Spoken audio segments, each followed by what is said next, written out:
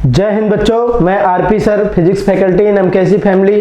बच्चों, हम आपके लिए लेकर आए हैं एयरफोर्स के एग्जाम के लिए 25 बेहतरीन सवालों का कलेक्शन जो आपके आने वाले एग्जाम में बहुत मददगार होंगे।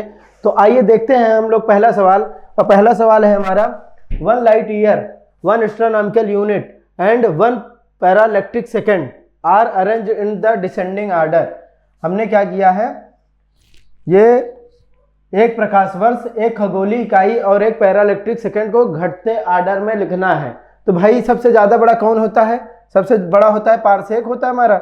सबसे बड़ा क्या होता है? पारसेक होता है। पारसेक कितना होता है? लगभग 3 प्रकाश वर्ष के बराबर।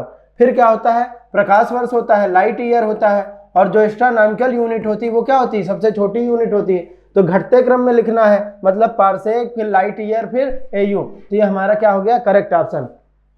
ये क्या हो गया? वैल्यू के टर्म में देखना है तो वैल्यू के टर्म में देख लें। ये क्या होता है? 3.08 इंटू 10⁻16 मीटर, ये लिखना है हमें। ये क्या होता है? 9.46 इंटू 10⁻15 मीटर। और अगर हमको 1 AU 1.49 इंटू 10⁻11 मीटर।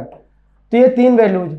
सबसे छोटी वैल्यू कौन सी है? AU। उससे बड़ी लाइट ईयर। पारसेक क्या है? सबसे बड़ी। तो हमारा ऑप्शन कौन सा? पारसेक, फिर लाइट ईयर, फिर AU। फिर दूसरा सवाल है बेटा हमारा, और दूसरा सवाल है हमारा, a physical quantity is measured and its value is found to be NU। ठीक है, एक फिजिकल क्वांटिटी है, भौतिक राशि है, जिसको मापन NU द्वारा व्यक्त किया जाता है। N क्या है? न्यूमेरिकल वैल्यू है, और U क्या है? यूनिट है। Which of the following relation is correct? इनमें से कौन सा ऑप्शन सही है? तो ऑप्शन देखते हैं, फिर आते हैं सवाल पे। ये हमारा ये सवाल नंबर 2 है, और इसमें देखो कोई भी जो फिजिकल क्वांटिटी होती है, क्यों बराबर क्या होता है? N into you. जैसे हम एक एग्जाम्पल लें, एग्जाम्पल में ले 1 kilogram sugar, 1 kilogram sugar, 1 kilogram चीनी। इसी को हम लोग ऐसे भी तो लिख सकते हैं 1000 ग्राम, और इसी को हम लोग ऐसे भी लिख सकते हैं 10⁻6 मिलीग्राम। इसका मतलब एक चीज देखने को मिल रहा है कि जैसे जैसे देखो फिजिकल क्वांटिटी में 2 चीजें, फिर एक तो इसका न्यूमेरिकल वैल्यू है, एक इसका यूनिट है। और जैसे जैसे हम लोग न्यूमेरिकल वैल्यू बढ़ा रहे हैं, इसका यूनिट क्या हो रहा है? छोटा होता जा रहा है। फिर न्यूमेरिकल वैल्यू और बड़ा किया, इसका यूनिट क्या हो गया? और छोटा हो गया।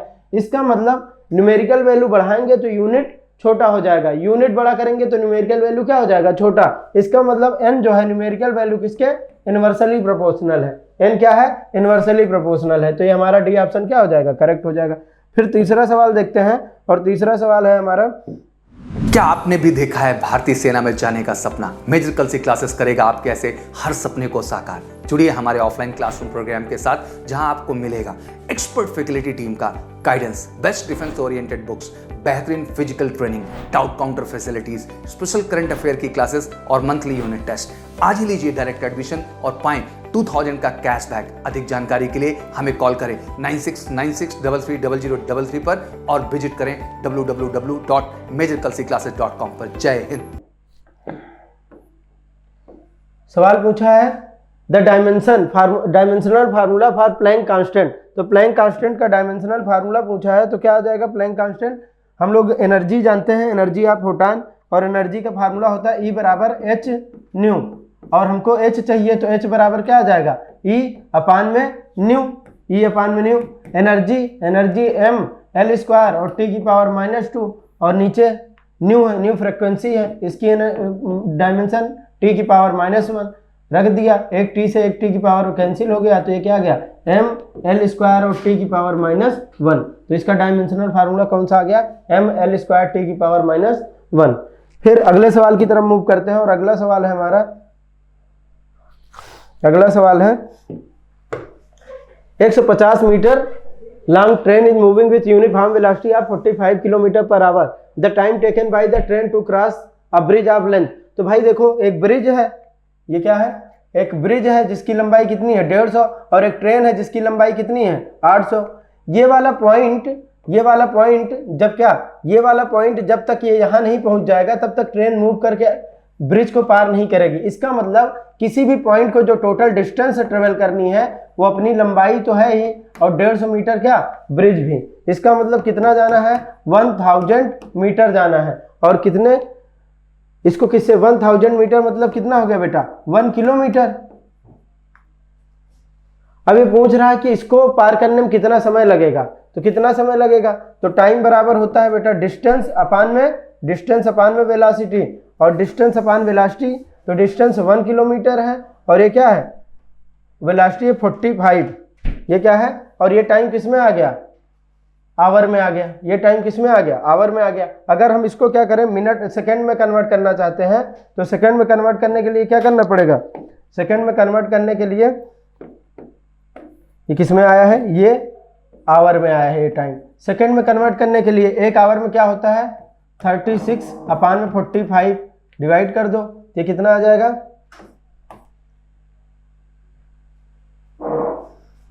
ये आ जाएगा बेटा 90 और 9 चौक 36, तो 80 सेकंड आ जाएगा बेटा। ये कितना आ जाएगा 80 सेकंड, डिवाइड करोगे कितना आ जाएगा 80 सेकंड। फिर इसके बाद अगले सवाल की तरफ ये डिवाइड करके देखना 80 ही आएगा, तो हमारा करेक्ट ऑप्शन कौन सा हो गया, सी हो गया। फिर इसके बाद अगले सवाल की तरफ मूव करते हैं और अगला सवाल है motion of particle is described at by equation u बराबर 80, the distance travelled by the particle in the first 4 second. तो भाई ये दिया हुआ है हमें इक्वेशन किसका दिया हुआ, मोशन का, और u बराबर क्या दिया हुआ है a इंटू टी। अच्छा u क्या होता है, ds अपान में dt होता है क्या, ds अपान में dt बराबर 80। अब ये कह रहा है कि the distance travelled by the particle in first 4 second, तो फर्स्ट 4 सेकेंड का निकालना है। इसका मतलब क्या है भाई कि हम इसको क्या करें, ds बराबर 80 इंटू डी टी लिख दें क्या, 80 इंटू डी टी, और हमको 0 से लेकर 4 तक में निकालना है डिस्टेंस, इसको इंटीग्रेट कर दें तो a बाहर आ जाएगा, 0 से लेकर हमको इसको 0 से लेकर s तक इंटीग्रेट किया और ये कहाँ गया a, और 0 से लेकर 4 तक और t इंटू डी टी, ये आ जाएगा a और ये आ जाएगा T square by 2, T square value put कर देंगे, यहाँ पे s आ जाएगा, टी स्क्वायर की वैल्यू पुट करेंगे तो कितना आ जाएगा 4 का स्क्वायर 16 a बाई 2 माइनस 0, ये कितना आ जाएगा 8a आ जाएगा। तो हमारा करेक्ट ऑप्शन क्या हो जाएगा 8a। तो हमने इस तरीके से डिस्टेंस निकाल लिया। फिर फिफ्थ के बाद अगला सवाल है पोजीशन टाइम ग्राफ दे रखा है, पोजीशन टाइम ग्राफ दे रखा है और मोशन ऑफ द बॉडी। तो पोजीशन टाइम ग्राफ क्या होता है भाई, ये कैसा ग्राफ है, जैसे जैसे टाइम बढ़ रहा है वैसे वैसे लीनियरली क्या हो रहा है, पोजीशन भी बढ़ती जा रही है, मतलब उसका डिस्टेंस भी क्या हो रहा है, बढ़ता जा रहा है।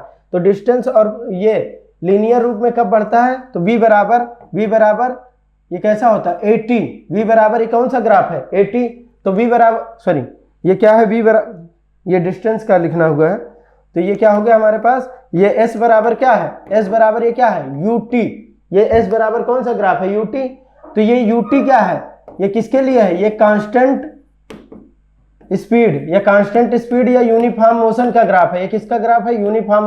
अगर एक्सीलरेशन होता तो उसकी वेलोसिटी बढ़ती जाती और बढ़ती जाती तो क्या होता, टाइम कम बढ़ता लेकिन डिस्टेंस क्या होती, ज्यादा बढ़ती। इसका मतलब ये क्या है, ये पॉजिटिव एक्सीलरेशन, एक्सीलरेशन तो है ही नहीं, एक्सीलरेशन नहीं है। फिर क्या है नेगेटिव एक्सीलरेशन, जीरो एक्सीलरेशन, तो एक्सीलरेशन नहीं है मतलब एक्सीलरेशन की वैल्यू क्या है, जीरो है, कांस्टेंट वेलोसिटी है इसमें। तो ये क्या हो गया बेटा, सी वाला हमारा करेक्ट ऑप्शन हो गया। इसके बाद अगला सवाल देखते हैं हम, और अगला सवाल है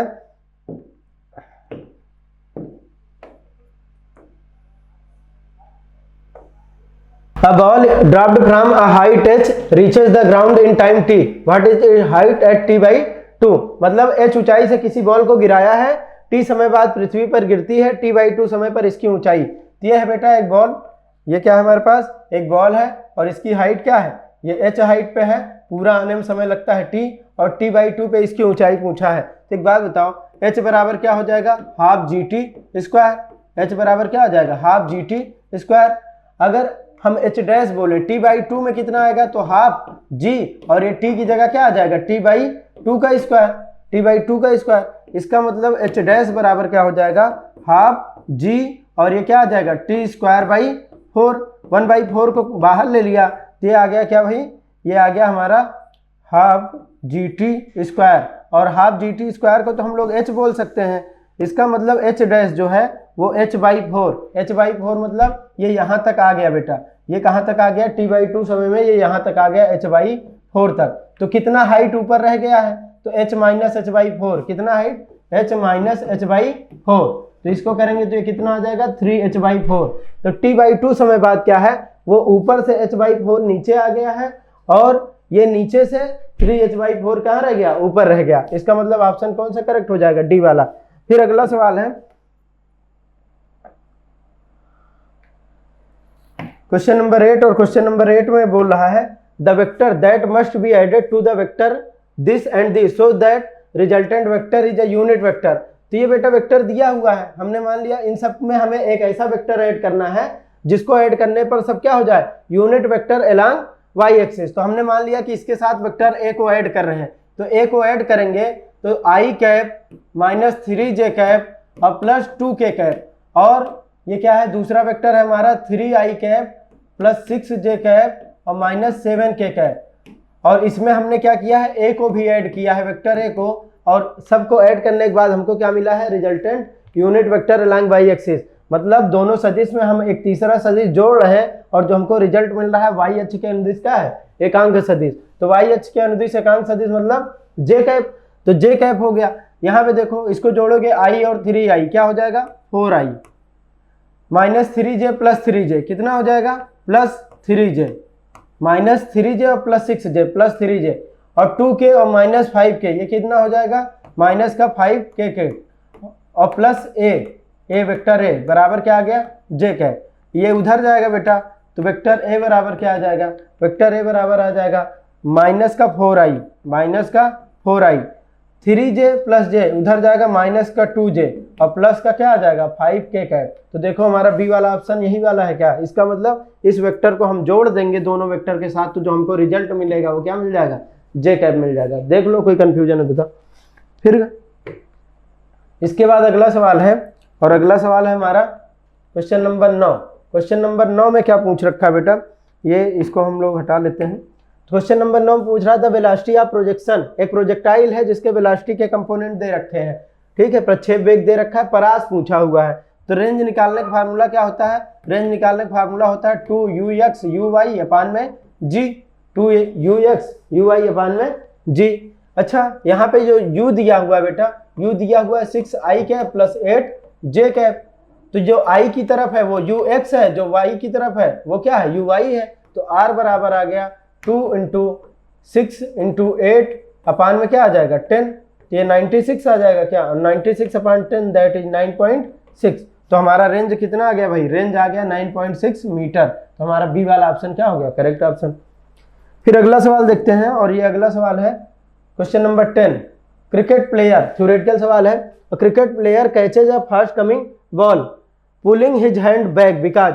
तो देखो जब बॉल को वो कैच करता है तो क्या होता है, मोमेंटम का ट्रांसफर होता है। क्या होता है, मोमेंटम का ट्रांसफर होता है।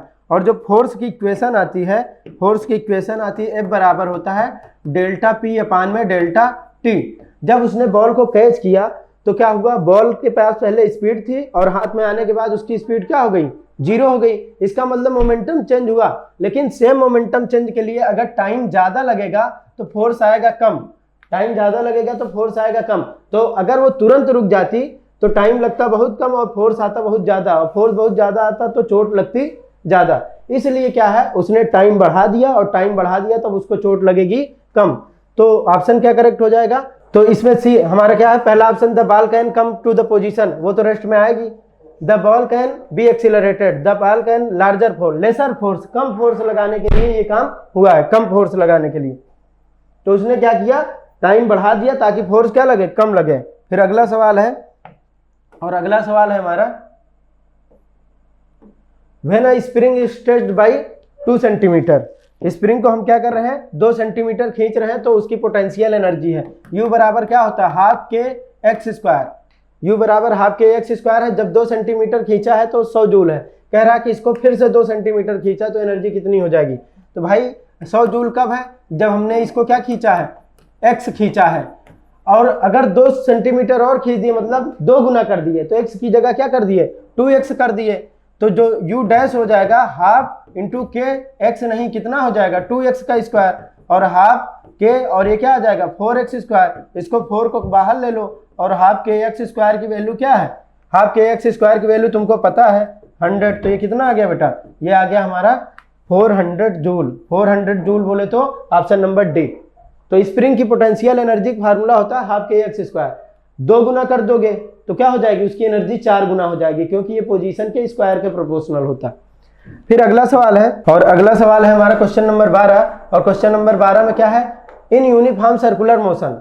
यूनिफॉर्म सर्कुलर मोशन की बात कर रहा है तो पहले यूनिफॉर्म सर्कुलर मोशन का डायग्राम बना लेते हैं। एक समान वृत्तीय गति में, एक समान वृत्तीय गति में उसकी चाल क्या होती है, चाल तो फिक्स होती है। मान लो ये 5 मीटर पर सेकेंड है तो थ्रू आउट द जर्नी इसकी चाल क्या होगी, उतनी ही रहेगी।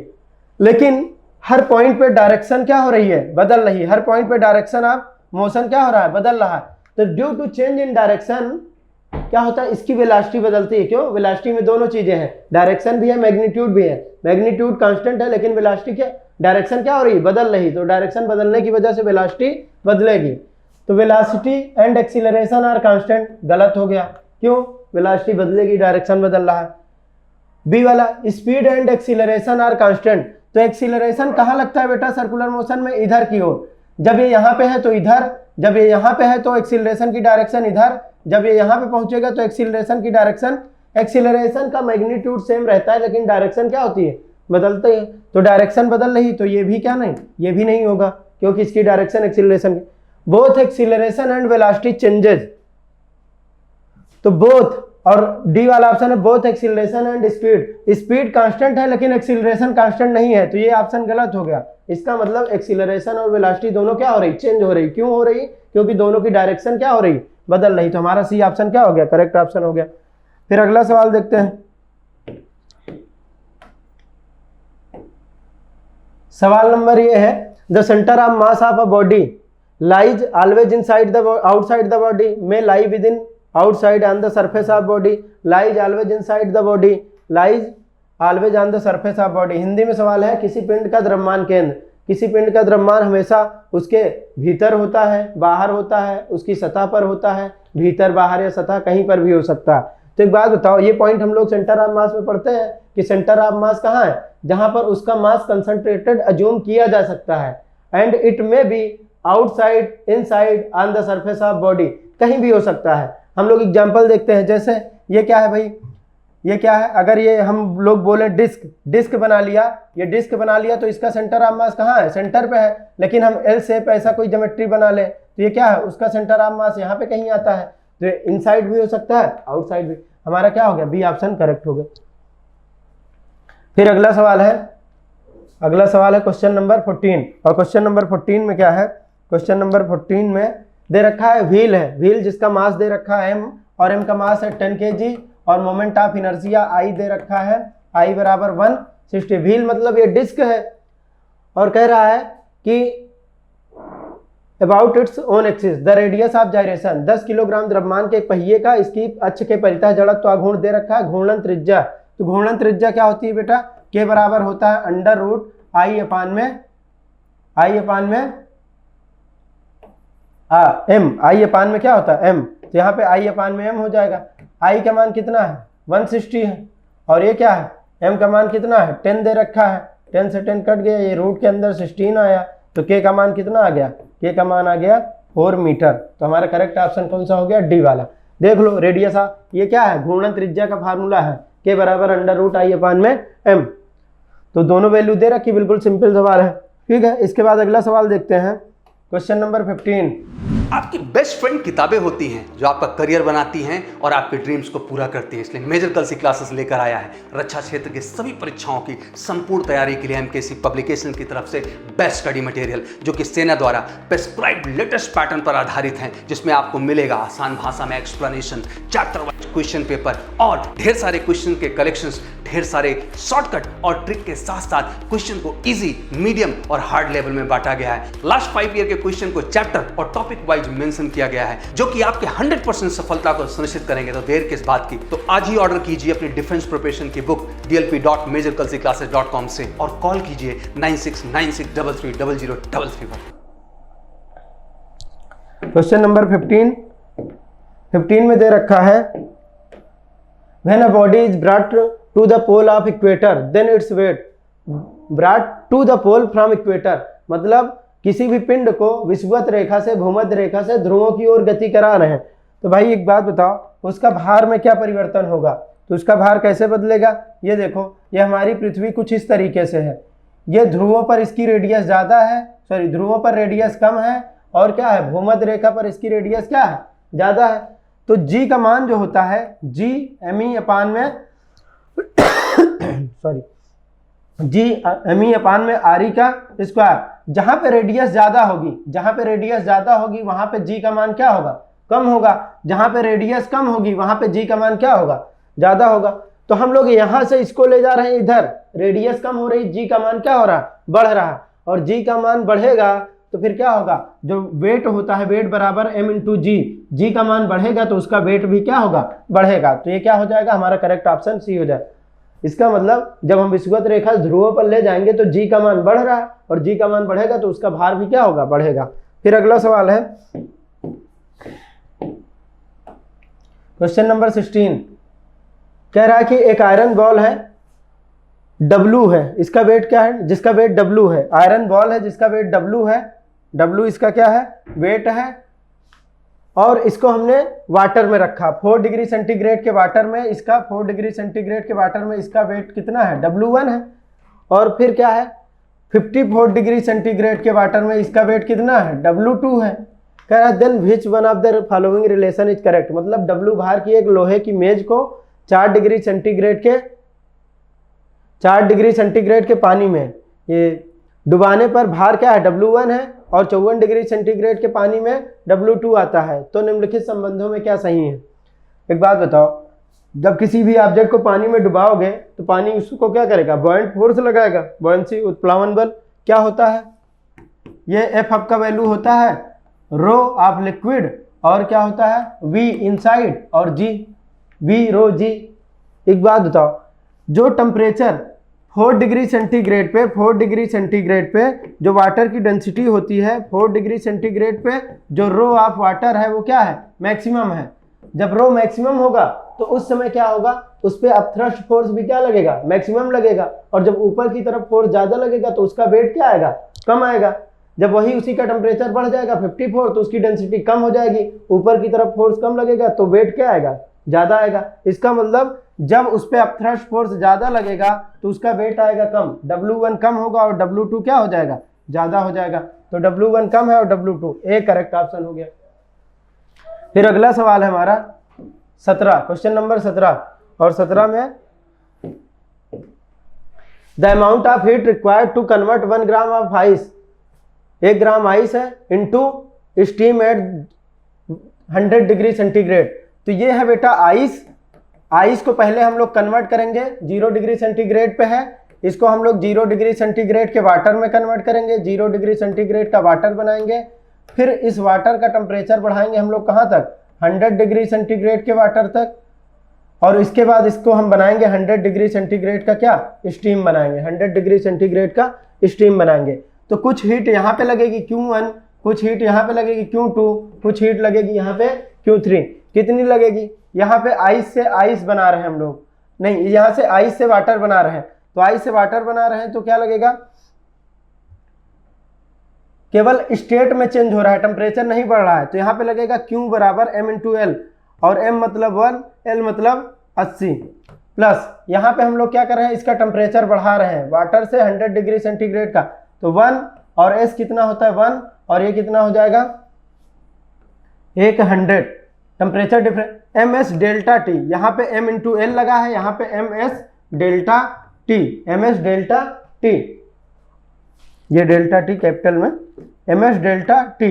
उसके बाद फिर हमने क्या किया है, यहाँ पे हमने 100 डिग्री सेंटीग्रेड के वाटर को स्टीम में कन्वर्ट किया है, तो फिर यहाँ पे ml लगेगा, और m मतलब 1, l मतलब क्या 536, 536 सबको ऐड करोगे तो कितना आ जाएगा 716 कैलोरी। तो ये हमारा ऑप्शन नंबर ए क्या है, करेक्ट है। देख लो भाई, हमने एक बार उसको आइस से वाटर में कन्वर्ट करा, फिर वाटर को 100 डिग्री पे कन्वर्ट करा, फिर 100 डिग्री सेंटीग्रेड के वाटर को स्टीम में कन्वर्ट करा, 3 जगह हीट लगेगी, तीनों हीट का सम कर दिया। फिर moving to the next question, and this is question number 18। तो क्वेश्चन नंबर 18 में क्या है, two balls carrying charges of 7 microcoulomb and -5 microcoulomb attract with force F, तो F बराबर कितना हो जाएगा K Q1 Q2 अपान में R²। ये फोर्स F है। कह रहा कि दोनों में हमने क्या किया, -2 माइक्रोकूलम का चार्ज ऐड कर दिया। तो एक हमारे पास था +7 माइक्रोकूलम और दूसरा था -5 माइक्रोकूलम। अगर दोनों में हम लोग -2 माइक्रोकूलम का चार्ज ऐड कर देंगे, -2 माइक्रोकूलम का चार्ज ऐड कर देंगे, तो हमारा पहला वाला चार्ज आ जाएगा +5 माइक्रोकूलम और ये आ जाएगा -7 माइक्रोकूलम। हमें इनके नेचर से केवल अट्रैक्शन या रिपल्सन का पता चलता है। बाकी देखो दोनों Q1 जो था वो Q2 हो गया, मतलब मैग्नीट्यूड वाइज दोनों का क्या हो गया, बराबर ही तो है। इसका मतलब फोर्स जो रहेगा Q1 Q2 की जगह Q1 का मान, Q1 की जगह Q2 का मान रिप्लेस हो जाएगा, मैग्नीट्यूड में कोई परिवर्तन नहीं होगा। तो ये क्या रहेगा, फोर्स कितना रहेगा, F ही रहेगा। देखो ना, यहाँ पे पहले 7 था, ये 5 था, अब यहाँ पे ये 5 हो गया, ये क्या हो गया, 7 हो गया। तो केवल आपस में इंटरचेंज हो गई उनकी न्यूमेरिकल वैल्यू। बाकी क्या है, न्यूमेरिकल वैल्यू जब रखोगे तो मल्टीप्लाई होकर फोर्स का मान क्या आएगा, F ही आएगा। तो इस तरीके से हमारा ये पहला ऑप्शन करेक्ट हो गया। फिर आओ सवाल नंबर हम देखते हैं अगला, और ये है क्वेश्चन नंबर 19। क्वेश्चन नंबर 19 में है certain positive charge is given to a conductor. Conductor को हमने इसका पोटेंशियल पूछा हुआ है। कंडक्टर को पॉजिटिव चार्ज दिए हैं बेटा, तो कंडक्टर का जो पोटेंशियल होता है, पोटेंशियल क्या होता है, पोटेंशियल का फार्मूला होता है V बराबर 1/4 पाई एप्सिलॉन नॉट, और ये क्या आ जाएगा Q अपान में R। और ये क्या होता है, एट द सरफेस होगा तो R, और इनसाइड होगा तब भी क्या होगा 1/4 पाई एप्सिलॉन नॉट, और ये तब भी क्या रहेगा Q अपान R। मतलब पोटेंशियल जितना सरफेस पर होता है उतना ही अंदर भी होता है। इसका मतलब remains same through out the conductor is maximum somewhere between the surface and. तो ये हमारा क्या है, हिंदी में सवाल देख लो। हिंदी में सवाल ये है कि एक चालक को हमने क्या किया है, एक चालक को हमने कुछ धनात्मक आवेश दिया है, तो उसका विभव जितना पृष्ठ पर होता है उतना ही उसके भीतर होता है। इसका मतलब संपूर्ण चालक पर क्या होगा, समान होगा। तो हमारा ऑप्शन कौन सा करेक्ट हो गया, हमारा ऑप्शन करेक्ट हो गया क्वेश्चन ये ऑप्शन नंबर सी, संपूर्ण चालक पर क्या होगा, समान होगा। केंद्र पे क्या हो जाएगा, R का मान 0 हो जाएगा। फिर अगला जो सवाल है ये हमसे पूछा है value of current in the following circuit. तो इसमें हम दिखाए गए परिपथ में हमसे पूछा है क्या, कितनी करंट आई का मान पूछा है। एक बात बताओ, करंट आई क्या होता है, जितनी इनकमिंग, हम लोग वो पढ़े थे करंट लॉ किरचॉफ केसीएल, भाई जितनी इनकमिंग करंट होगी उतनी ही क्या होगी, आउटगोइंग करंट होगी। यहाँ से करंट आ कहाँ रही है, ये देखो, ये आ रही है, ये आ रही है, ये आ रही, ये आ रही, और सब मिलके क्या है, आई। लेकिन ध्यान रखने वाली बात जो है, ये 10 एम्पियर की करंट है। इसी में से कुछ करंट इधर गई है और कुछ करंट क्या हुई है, इधर चली गई है, इधर 6 एम्पियर। तो ये वाली जो 6 एम्पियर की करंट है वो इसमें ऑलरेडी ऐड है, इसमें क्या है, ऑलरेडी ऐड है। नई करंट कौन सी आई, 1 एम्पियर की करंट आई, और यहाँ से क्या आई, 2 एम्पियर की करंट आई, और ये सब मिलके किसके बराबर हो जाएंगे, आई के बराबर। तो आई बराबर क्या हो गया, 13 एम्पियर। तो हमारा ऑप्शन नंबर 1 क्या हो जाएगा, करेक्ट ऑप्शन। इसको भी जोड़ देंगे सवाल गलत हो जाएगा, क्यों, ये इसी 10 एम्पियर में ही से तो निकल के 6 एम्पियर आगे गया है। तो हमें ध्यान रखने वाली बात यही है, और आई कितना आ जाएगा, 13 एम्पियर। फिर आओ अगले सवाल की तरफ बढ़ते हैं, और यह है हमारा क्वेश्चन नंबर 21। और 21 में क्या है, which of the following can not be accelerated by a cyclotron.